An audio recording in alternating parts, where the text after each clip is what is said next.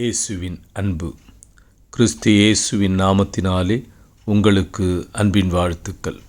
யாத்ராகமம் 4ஆம் அதிகாரம் 12ஆம் வசனம். ஆதலால் நீ போ, நான் உன் வாயோடே இருந்து நீ பேச வேண்டியதை உனக்கு போதிப்பேன் என்றார்.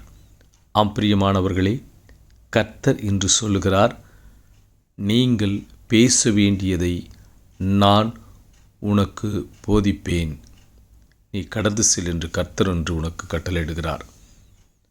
ஒருவேளை நீங்கள் முன்னெடுத்த காரியத்தை செய்யலாமா வேணாமா, அங்கே போகலாமா, இது அங்கே போயிட்டு நான் பேசினா சரி வருமா, இல்லை அது வெற்றியை கொடுக்குமா, தோல்வியில் முடியுமா, அவர் எப்படி எடுத்துக்கொள்வார்கள் என்று சந்தேகத்தோடு இருக்கலாம். கர்த்தர் சொல்கிறாரு, நீ கடந்து போ, உன்னை அனுப்பினவர் நான். அந்த மோசேயை கர்த்தரை அழைக்கும்போது, ஆண்டவரே என்னால் எப்படி முடியும் ஆண்டவரே, நான் திக்குவாயுமாய் மந்தனாவுமா இருக்கேன் ஆண்டவரே என்று சொல்லுகிறார். கர்த்தர் சொல்கிறார், உன்னை அனுப்பினவர் நான், நீ கடந்து செல், நான் உன் வாயோடு கூட இருந்து நான் பேசுவேன்றார் ஆண்டவர். ஒருவேளை உனக்கு அதை பற்றி நாலேஜ் இல்லாமல் இருந்திருக்கலாம்.